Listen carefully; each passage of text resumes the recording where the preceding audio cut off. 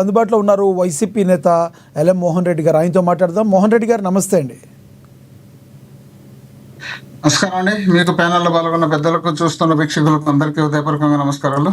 మోహన్ రెడ్డి గారు, ఏదైతే గిరిజనుల ప్రాంతాల్లో కొంత ఏదైతే 9.6 కిలోమీటర్ల మేర విద్యుత్ ఇవ్వడం ద్వారా 77 ఏళ్లగా అసలు వాళ్ళకి చీకటి తప్పితే వెలుతురనేది తెలియదు. అలాంటి గ్రామానికి విద్యుత్ రావడం ఏ రకంగా చూడాలంటారు? గత ప్రభుత్వాలు ఎందుకు గుర్తించలేకపోయి అంటారు? అంటే నాట్ ఓన్లీ వైసీపీ, గతంలో 77 ఏళ్ల చరిత్ర కాబట్టి ఎన్నో ప్రభుత్వాలు వచ్చినాయి, పోయినాయి. వైసీపీని ఒక్కటిని నేను కామెంట్ చేయట్లేదు, కానీ 77 ఏళ్ల చరిత్రలో ఇలాంటి గ్రామాలు ఒకటే కాదు, ఇంకా ఉండుంటాయి. ఇక్కడి నుంచి అయిన స్ఫూర్తితో రాష్ట్ర ప్రభుత్వాలు వాటిని గుర్తించి వాటి సమస్యను పరిష్కరించే అవకాశం ఉందంటారా?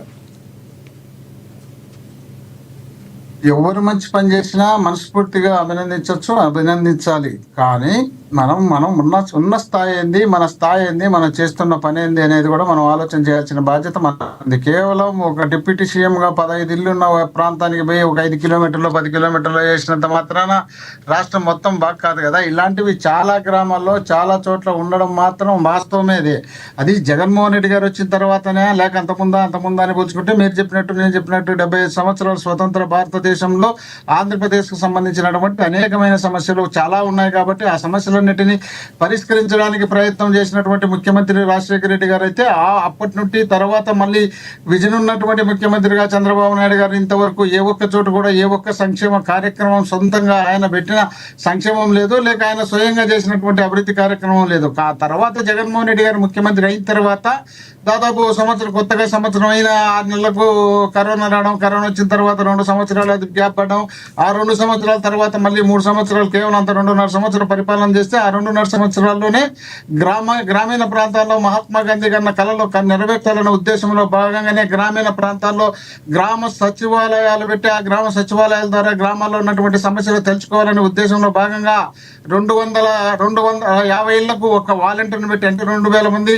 జనాభా కానీ 200 మంది జనాభాలు కానీ ఏ ఒక్కరికి కూడా అందుబాటులో ఉండాలనే ఉద్దేశంలో, ప్రతి ఒక్కరికి అందుబాటులో ఉండాలనే ఉద్దేశంలో భాగంగానే గ్రామ సచివాలయాల ద్వారా వాలంటీర్లు పెట్టి అక్కడ సిబ్బందిని పెట్టి వాళ్ళకు ఉన్నటువంటి సమస్య ఏ సమస్య అయినా సరే ఆ సమస్యను అక్కడికి వచ్చి ఫిర్యాదు చేసిన 72 గంటల్లో ఆ సమస్యకు సంబంధించినటువంటి పూర్తి సమాచారం సేకరించి ఆన్సర్ ఇవ్వాలనే ఉద్దేశంలో భాగంగా అలాంటి మంచి సంక్షేమ కార్యక్రమాలతో పాటు ప్రజలకు అందించాల్సిన మా అభివృద్ధి కార్యక్రమాలు అందించాలనే ఉద్దేశంలో భాగంగా ఆ రోజు జగన్మోహన్ రెడ్డి గారు చేపట్టినటువంటి గ్రామ స్వరాజ్యానికి సంబంధించిన వాలంటరీ వ్యవస్థను రద్దు చేయడమే కాకుండా ఇదే వాలంటరీ వ్యవస్థను అప్పుడు ఉన్నటువంటి పవన్ కళ్యాణ్ గారు, నా తమ్ముళ్ళు నా చెల్లెళ్ళు వాళ్ళ కడుపు నేను కొట్టను, వాళ్ళకు ఖచ్చితంగా 5,000 కాదు 10,000 ఇస్తాం, వాళ్ళకు 10,000 ఇచ్చి నేను ఆదుకుంటానని చెప్పినటువంటి ఆయన ఆ గ్రామ స్థాయి నుండి పనిచేసినటువంటి చేయాల్సినటువంటి ఆ గ్రామ స్థాయికి సంబంధించినటువంటి వాలంటరీ వ్యవస్థను రద్దు చేసే కార్యక్రమంతో పాటు ఇప్పుడున్నటువంటి గ్రామ సెక్రటరీలు, అక్కడ ఉన్నటువంటి గ్రామానికి సంబంధించిన పోలీసులు, గ్రామానికి సంబంధించినటువంటి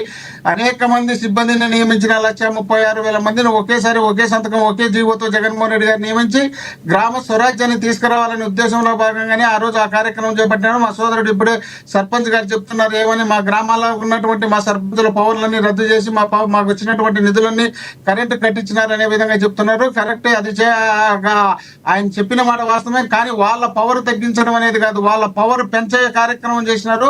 గతంలో ఉన్నటువంటి ఏ సర్పంచ్ అయినా ఒక పెన్షన్ ఇవ్వాలంటే, గతంలో ఒక సర్పంచ్ పెన్షన్ ఇవ్వాలంటే ఇచ్చే పరిస్థితి లేదు. ఆ గ్రామంలో ఉన్నటువంటి మొత్తం పెన్షన్లు కానీ ఆ గ్రామంలో ఉన్నటువంటి మొత్తం సమస్యలు కానీ గ్రామ వాలంటీర్ ద్వారా కాదండి మోహన్ రెడ్డి గారు, అసలు సర్పంచుల వ్యవస్థ సర్పంచ్ గారి దగ్గరికి వెళ్ళి పరిష్కరించడం జరిగింది. అసలు సర్పంచుల వ్యవస్థ మీద చేయడం జరిగింది. గత ప్రభుత్వం సర్పంచుల వ్యవస్థ మీద అసలు నమ్మకం లేనట్టుగా ప్రవర్తించింది కదా. వాలంటీర్లే ఆళ్ల పనులు చేస్తే సర్పంచ్ చేయాల్సిన పని ఏముందంటారు అప్పుడు గతంలో?